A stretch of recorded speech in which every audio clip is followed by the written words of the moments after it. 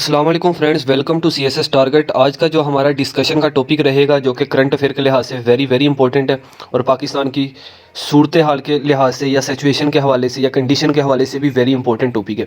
Title है जी हमारे आज के टॉपिक का, brain drain in Pakistan. Drain का मतलब होता है किसी चीज़ की कमी हो जाना, या अगर ज़मीन के हवाले से लिया जाए तो किसी चीज़ का खुश्क हो जाना। ड्रेन का मतलब कमी हो जाना। तो पाकिस्तान में पढ़े लिखे लोगों की कमी होती जा रही है। स्किल्ड पर्सन जो कि PhD हजरात हैं, MPhil हजरात हैं, या स्किल्ड वर्कर हैं जिन्हें अच्छा काम आता है, वो पाकिस्तान छोड़ के दूसरे ममालिक में रोज़गार के लिए, बेटर अपॉर्चुनिटीज़ के लिए, बेटर जॉब के लिए, बेटर लाइफ के लिए वो पाकिस्तान छोड़ के दूसरे ममालिक जा रहे हैं। ऐसा क्यों है? इसकी वजूहात क्या है?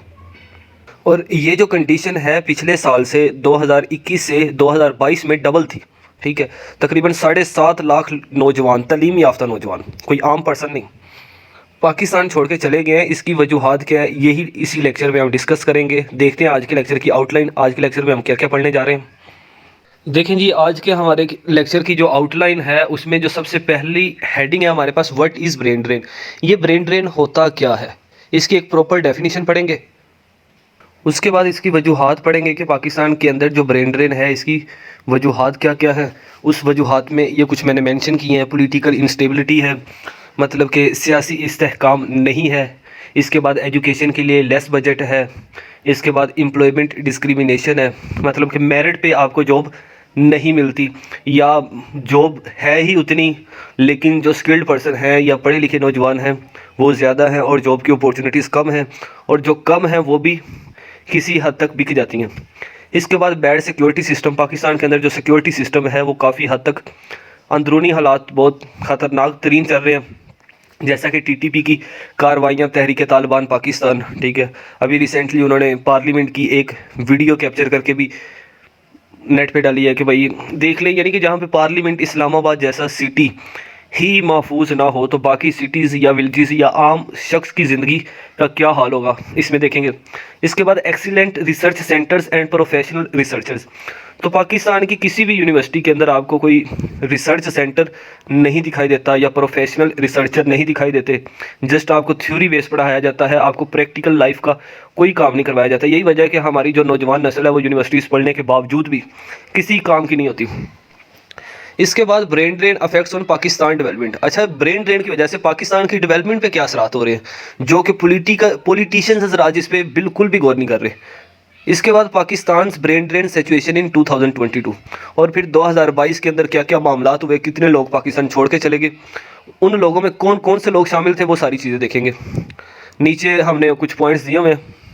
इसके बाद हमारे पास है जी ब्रेन ड्रेन की जो सिचुएशन थी उसको एक्सप्रेस ट्रिब्यून ने किस तरह से बताया है, क्या क्या उसने स्टैटिस्टिक्स बताए हैं। इसके बाद ब्यूरो ऑफ इमिग्रेशन और ओवरसीज़ एम्प्लॉयमेंट की जो स्टैटिस्टिक्स हैं, फैक्ट्स एंड फिगर्स हैं, वो देखेंगे। इसके बाद देखेंगे कि कितने पाकिस्तानी पाकिस्तान को छोड़ के गल्फ़ स्टेट्स की तरफ या गल्फ़ स्टेट्स की तरफ मूव कर गए हैं। इसके बाद कंट्री वाइज ब्रेक डाउन देखेंगे कि पाकिस्तान, इसके अलावा पाकिस्तान के जो रिहायशी हैं, जो शहरी हैं, वो सऊदी अरेबिया में कितने गए हैं, UAE में कितने गए हैं। ठीक है, इसके अलावा कतर की तरफ कितने गए हैं, दुबई की तरफ कितने गए हैं, UK की तरफ कितने गए हैं, ये सारा कुछ देखेंगे। इसके बाद यूरोपियन कंट्री का भी देखेंगे हम, जिसके अंदर रशिया आ जाता है, इटली आ जाता है, फ्रांस आ जाता है, कि इसकी तरफ पाकिस्तानी कितने मूव करके गए हैं। इसके बाद प्रोविंस वाइज ब्रेकडाउन देखेंगे कि पाकिस्तान का कौन से शहर से, कौन से प्रोविंस से कितने लोग पाकिस्तान छोड़कर चले गए हैं, और उनमें कौन कौन से लोग शामिल हैं। डॉक्टर हैं, इसके अलावा इंजीनियर हजरात हैं, या कोई PhD स्कॉलर्स हैं, प्रोफेसर्स हैं, कौन कौन से लोग हैं वो भी इसी के अंदर डिस्कस करेंगे। एट दी एंड जो सबसे इम्पोर्टेंट पॉइंट है, how to stop brain drain. ये जो ब्रेन ड्रेन हो रही है इसको किस तरह से रोका जा सकता है, ये देखेंगे। तो सबसे पहले ब्रेन ड्रेन की डेफिनेशन क्या होती है। ब्रेन ड्रेन का मैंने सबसे पहला जो बेसिक पॉइंट था वो आपको बता दिया कि जब एक कंट्री के एक्सपर्ट लोग, टैलेंटेड लोग, एजुकेटेड लोग, स्किल्ड लोग, कॉम्पिटेंट लोग एक जगह को छोड़ के दूसरी जगह मूव कर दे। जैसे कि पाकिस्तान के अंदर ये सारे लोग पाकिस्तान को छोड़ के दूसरी जगह मूव कर गए हैं ताकि वो अपनी अपॉर्चुनिटीज़ को अवेल कर सके। इसके बाद जो मैरियम वेबस्टर है, ये जो डेफिनेशन लिखी है इसको आपने एज़ इट इज़ ही कोट कर सकते हैं। ये डेफिनेशन जो आपको दिखाई दे रही है मैरियम वेबस्टर की, अगर आप पेपर के अंदर इस तरह की डेफिनेशन और साथ आप उसका रेफरेंस देते हैं कि भाई ये मैंने डेफिनेशन यहाँ से उठाई है, तो देन आपके मार्क्स ज़्यादा आते हैं। तो इसके अकॉर्डिंग भी वही मतलब बनता है जो मैंने पहले बता दिया कि ब्रेन ड्रेन का मतलब ये है द डिपार्चर ऑफ एजुकेटेड और प्रोफेशनल पीपल, यानी कि एजुकेटेड या प्रोफेशनल पीपल का फ्रॉम वन कंट्री, एक कंट्री को छोड़ के, इकोनॉमिक सेक्टर को छोड़ के, और field of another usually for better पे, यानी कि एक कंट्री को छोड़ के दूसरी कंट्री के लिए अच्छी तनख्वाह के लिए, अच्छी सैलरी के लिए, या अच्छी रहाइश के लिए, या अच्छा लिविंग स्टैंडर्ड के लिए एक कंट्री छोड़ के दूसरे कंट्री में चले जाना, इसे हम कहते हैं ब्रेन ड्रेन। इसके बाद हम रीजंस ऑफ ब्रेन ड्रेन देख लेते हैं। पाकिस्तान के अंदर लोग पाकिस्तान छोड़कर जा ही क्यों रहे हैं, ये मैंने 5 वजूहात एक ही स्लाइड के अंदर डिस्कस की हैं। सबसे पहला है जी पॉलिटिकल इंस्टेबिलिटी। पाकिस्तान के अंदर पॉलिटिकल इंस्टेबिलिटी बहुत है, यानी कि कोई भी गवर्नमेंट आती है वो अपने 5 साल पूरे नहीं कर पाती, क्योंकि दूसरी जो ओपोजिशन है उसकी राह में रुकावटें डाल देती है। जैसे कि खान साहब आए तो उन्होंने 3 साल हुकूमत की, इसके बाद तहरीक अदम एतमाद आया, उसके बाद सुप्रीम कोर्ट का जो मामला चले वो सारा कुछ आपको पता है। रात को 12 बजे सुप्रीम कोर्ट का ओपन हो जाना और फैसला सुनाना, ठीक है, और तहरीक अदम एतमाद पास हो जाना, और उसके बाद शहबाज शरीफ साहब का वज़ीर आज़म बन जाना, और उसके बाद मुल्क की मईशत का डूब जाना। ये पॉलिटिकल इंस्टेबिलिटी इसी को कहते हैं कि सियासतदान अपने इंटरेस्ट के लिए, अपने फ़ायदे के लिए, अपने मामलात के लिए गरीब आवाम को चक्की में पीस रहे हैं, ठीक है। इसके बाद जो दूसरा ऑप्शन है वो है जी साइंस एंड टेक्नोलॉजी। पाकिस्तान के अंदर एजुकेशन के लिए, साइंस और टेक्नोलॉजी के लिए बजट बहुत ही कम है। पाकिस्तान में सबसे ज़्यादा बजट है जी आर्मी के लिए, वो उनका बनता भी है किसी हद तक, ठीक है, क्योंकि हमारा जो लेफ़्ट साइड पे, फ्रंट साइड पे, यानी कि ईस्ट, और हमारे वेस्ट पे ऐसे ममालिक बैठे हैं जो कि पाकिस्तान के अंदर दहशतगर्दी का सबब बन रहे हैं, जिसमें मेन पॉइंट है जी टीटीपी, तहरीक तालिबान पाकिस्तान। अफ़गानिस्तान की तरफ से हमें खदशात हैं, हमें ईरान की तरफ से खदशात हैं। इसके अलावा इंडिया हमारा असली दुश्मन है, जब से हम पैदा हुए हैं तब से हमारा वही दुश्मन है, ठीक है, मतलब कि जब से पाकिस्तान बना है तो उनका बनता भी है। लेकिन उसके बाद जो बजट बच जाता है वो पॉलिटिशियंस का अपनी सेल्फ इंटरेस्ट पे ज़्यादा इन्वेस्ट करना, ना कि आवाम की जो फैसिलिटीज़ हैं उन पे इन्वेस्ट करना।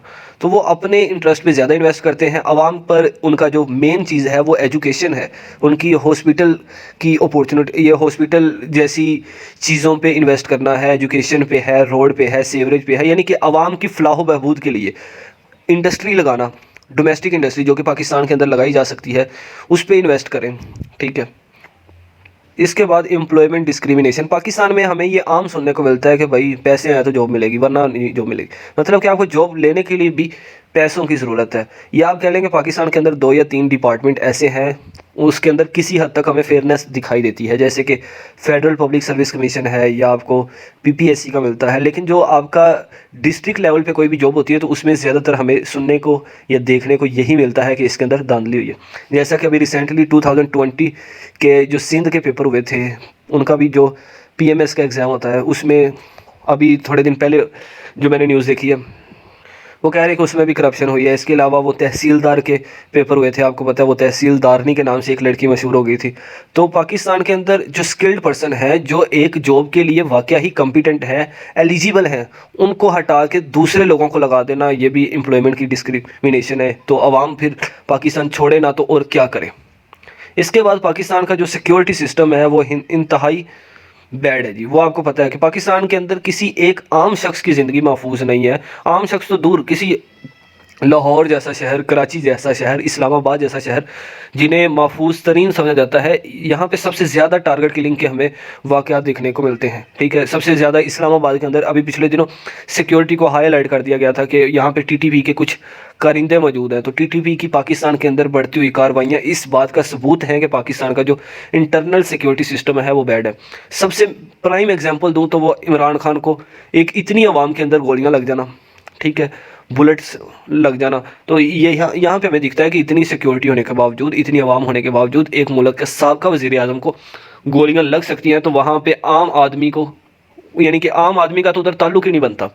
मतलब कि आम आदमी की लाइफ, फिर आप समझे कि यहाँ पे वज़ीर आज़म की लाइफ को इतना इंपॉर्टेंस नहीं दी जा रही, तो आम आदमी की जो लाइफ है उसकी इंपॉर्टेंस क्या होगी, उसकी कीमत क्या होगी, कुछ भी नहीं, ठीक है। तो पाकिस्तान का सिक्योरिटी सिस्टम इंतहाई बैड है। जो प्राइम जो गवर्नमेंट की होती हैं रिस्पॉन्सिबिलिटीज़ होती हैं, उसमें मेन फोकस पॉइंट यही होता है कि आवाम को उनकी लाइफ की सिक्योरिटी की जाए, उनकी प्रॉपर्टी की सिक्योरिटी की जाए। इसके अलावा उनकी एम्प्लॉयमेंट की अपॉर्चुनिटीज़ को सिक्योर किया जाए, जो कि पाकिस्तान के अंदर ये तीनों चीज़ें नहीं हैं। तो फिर नौजवान पाकिस्तान छोड़ के बाहर क्यों ना जाए। सिंपल सी बात है, किसी को भी एक बेटर अपॉर्चुनिटी मिलती है वो चला जाता है। लेकिन अपना घर बार छोड़ के, अपना कंट्री छोड़ के चले जाना, अपने रिश्तेदारों को, अपनी बिलखुसूस अपने पेरेंट्स को, अपनी फैमिली को छोड़ के बाहर चले जाना, चाहे पैसे ज़्यादा भी मिल रहे हैं तो बहुत मुश्किल होता है एक इंसान के लिए, लेकिन मजबूर हैं क्योंकि पाकिस्तान के अंदर उनके लिए अपॉर्चुनिटीज़ नहीं है। इसके बाद पाकिस्तान के अंदर जो एक्सीलेंट रिसर्च सेंटर्स हैं उनकी बहुत ज़्यादा कमी है। अगर हैं भी हैं, पाकिस्तान के कुछ यूनिवर्सिटीज़ हैं जिनके अंदर रिसर्च सेंटर्स हैं, लेकिन एक आम आदमी को रिसर्च करने का मौका नहीं मिलता, या उन्हें वो फैसिलिटीज़ नहीं मिलती, या अपॉर्चुनिटीज़ नहीं मिलती, या लैब्स हैं, रिसर्च सेंटर हैं तो रिसर्चर्स नहीं है जो हमें समझा सके कि भाई रिसर्च इस तरह से करते हैं, गाइड कर सके। हर कोई, जितने भी आप देख लें पाकिस्तान के अंदर ग्रेजुएटेड लोग हों, या मास्टर किया हो, एमफिल किया हो, या पीएचडी स्कॉलर हो, वो आपको सड़कों की खाक छानते हुए दिखाई देते हैं। ठीक है, तो ये वो सारी रीजंस हैं जिसकी वजह से लोग पाकिस्तान छोड़ के जा रहे हैं। इसके बाद brain drain affect on Pakistan development. अच्छा, ब्रेन ड्रेन की वजह से पाकिस्तान की जो डेवलपमेंट है उस पर क्या असरात मुरतब हो रहे हैं वो देखते हैं जी। देखें, जब स्किल्ड पर्सन, एजुकेटेड लोग पाकिस्तान छोड़ के चले जाएंगे तो हमारे यहाँ पे जो इंडस्ट्री है या कोचिंग सेंटर हैं या इंस्टीट्यूट हैं, वहाँ पे उन चीज़ों की क्या हो जाएगी, कमी हो जाएगी। जब कमी हो जाएगी तो वहाँ से इंटेलेक्चुअल पीपल का प्रोड्यूस होना वो भी कम हो जाएगा। तो जब कम हो जाएगा तो एट दी एंड क्या हो जाएगी, इंडस्ट्री क्लोज़ हो जाएगी, या कोचिंग सेंटर जो भी है वो क्लोज़ हो जाएगा। तो जो हुकूमत को पहले से टैक्स वहाँ से आ रहा था उसकी क्या हो जाएगी, रिडक्शन हो जाएगी, कम हो जाएगा। दूसरा ये कि पाकिस्तान को बहुत बड़ा लॉस हो रहा है जी। 7,65,000 लोग जब छोड़ के गए हैं, उसमें साइंटिस्ट मौजूद हैं, बिज़नेस ओनर मौजूद हैं, जो पाकिस्तान के अंदर हमें foreign FDI, foreign direct investment आ रही थी, उसकी कमी हो गई है। तो पाकिस्तान की जो प्रोग्रेस है उस पर क्या आएंगे, नेगेटिव इम्पैक्ट्स ही आएंगे। इसके अलावा स्किल्ड पर्सन की शॉर्टेज हो गई है। ठीक है, तो पाकिस्तान की इससे क्या होगी, इकोनॉमी डिस्ट्रॉय होती जा रही है, जो कि हो चुकी है, आपको पता ही है। हमारे स्टेट बैंक ऑफ पाकिस्तान में चंद पैसे हैं वो भी हमारे नहीं हैं। ठीक है, यानी कि हम उनका इस्तेमाल नहीं कर सकते, लेकिन हमारे ख़जाने में पड़े रहेंगे।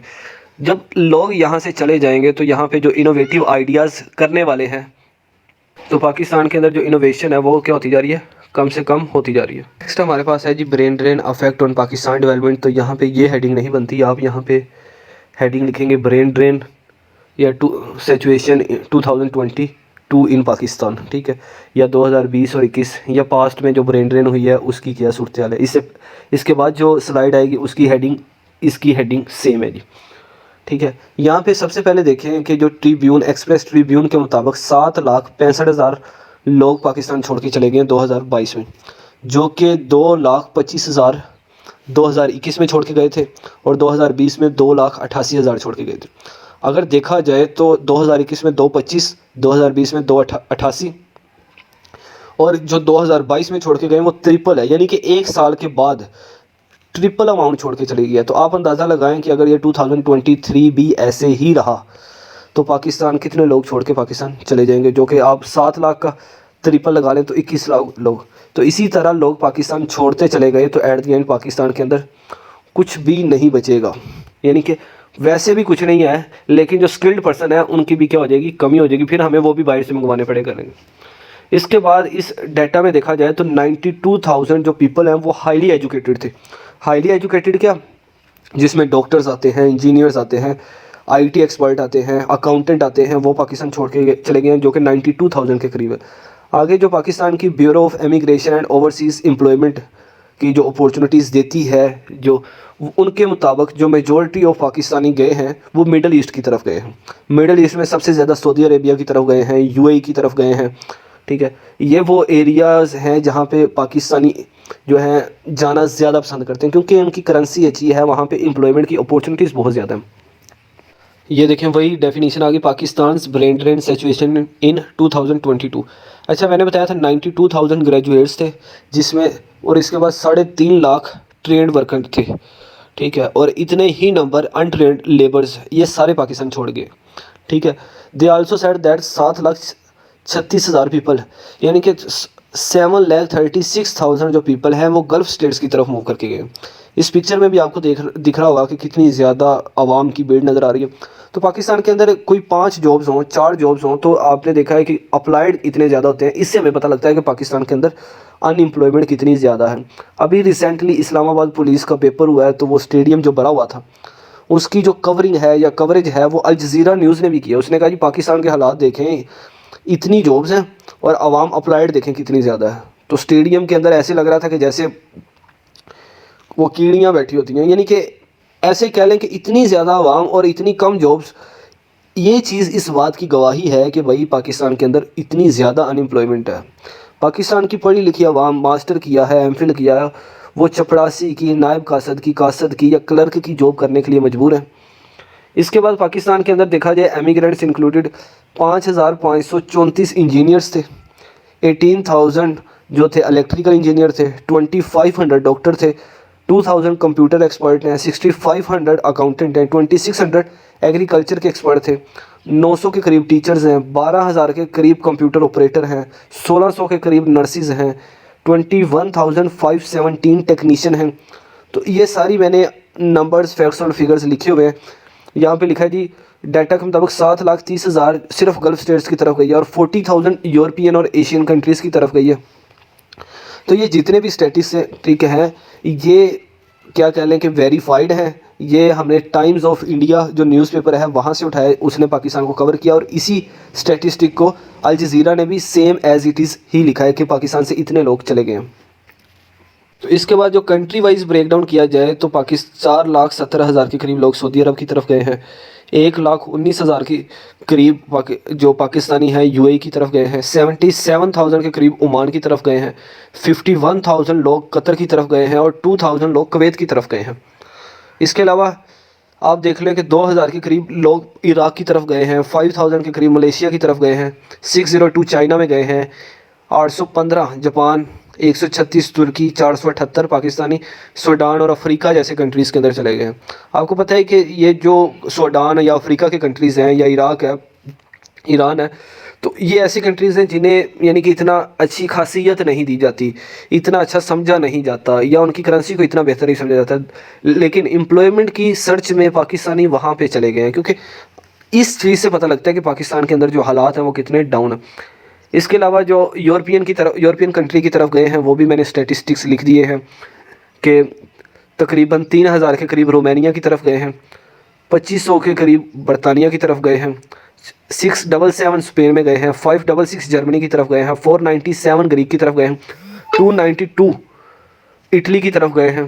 तो ये सारे स्टैटिस्टिक्स, और अमेरिका की तरफ 700 गए हैं। अमेरिका को लाजमी आपने कोड करना है और ये यूरोपियन कंट्रीज़ को, ठीक है। तो इतने लोग 2022 में पाकिस्तान छोड़ गए। अब ये देखते हैं कि पाकिस्तान से जो लोग बाहर गए हैं वो पाकिस्तान के किन किन एरिया से गए हैं। ये जितनी 7,65,000 के करीब जो लोग पाकिस्तान छोड़ के गए हैं, इनकी हाफ लगाया जाए तो सिर्फ पंजाब से गए हैं। तो आपको पता है पंजाब का एरिया थोड़ा सा डेवलप है पाकिस्तान के अंदर, तो डेवलप होने के बावजूद आपको पता है बलूचिस्तान से, सिंध से लोग पंजाब की तरफ मूव करते हैं ताकि उन्हें जॉब की अपॉर्चुनिटीज़ मिल सके, लेकिन पंजाब के रहने वाले पंजाब छोड़ के जा रहे हैं। तो इससे पता चला कि पाकिस्तान के अंदर सिर्फ मसला कश्मीर नहीं है, गिलगित वालों को उनके हकूक़ मिलना ये बात नहीं है, सिंध वालों को उनके हकूक़ मिलना ये भी बात नहीं है, बलूचिस्तान के अंदर उनको हकूक़ मिलना ये भी बात नहीं है। पाकिस्तान के अंदर जितने भी लोग रह रहे हैं, जिस भी एरिया में रह रहे हैं, वो पाकिस्तान से तंग है, क्योंकि उनको वहाँ पर रहने के लिहाज से अपॉर्चुनिटी नहीं मिल रही, उन्हें वो मौके नहीं मिल रहे कि भाई वो उनको जॉब्स मिल सके। हालांकि जो हमारे पॉलिटिशियंस हज़रात हैं, जो सेक्टेरियनिज़म के इश्यूज़ हैं, वो हमें यही बताते हैं कि भाई आपका सारा बजट पंजाब खा जाता है, आपका सारा बजट लाहौर वाले खा जाते हैं, इस्लामाबाद पे ज़्यादा इन्वेस्ट किया जा रहा है, जबकि ये नहीं बताते कि भाई सारा कुछ तो हम खाते हैं, हम आपका नाम ले रहे हैं।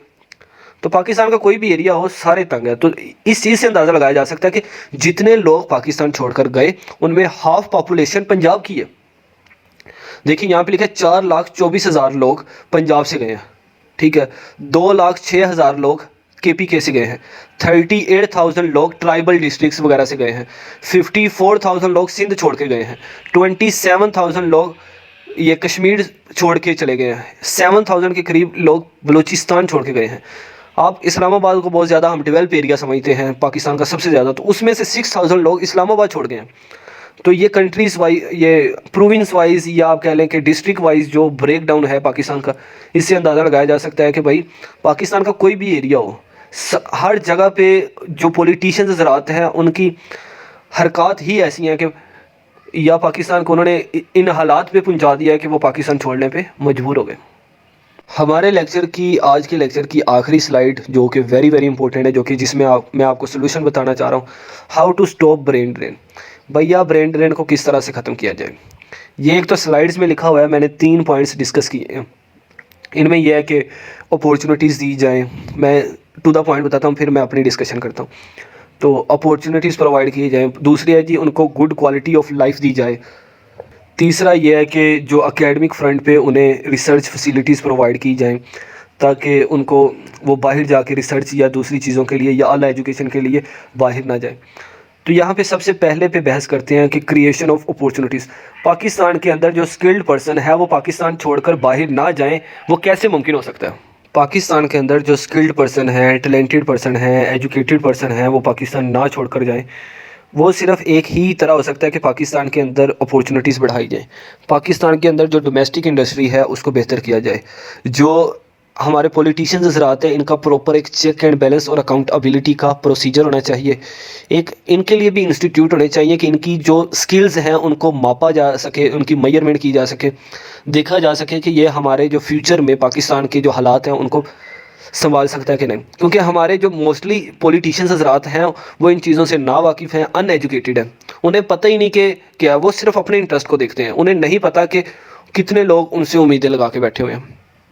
ठीक है, तो जब यहाँ पे डोमेस्टिक इंडस्ट्री बेहतर हो जाएगी, मुआशी हालात बेहतर हो जाएंगे, और ये जो सियासी हज़रात हैं इनका एक प्रॉपर एक इंस्टीट्यूट बनाया जाएगा, वहाँ पे इनकी प्रॉपर चेक एंड बैलेंस करने के बाद, इनके भी एग्ज़ाम्स वगैरह करवाने के बाद देखा जाए कि इनके अंदर वो एबिलिटी है कि नहीं, कि पाकिस्तान को ये संभाल सकते हैं कि नहीं।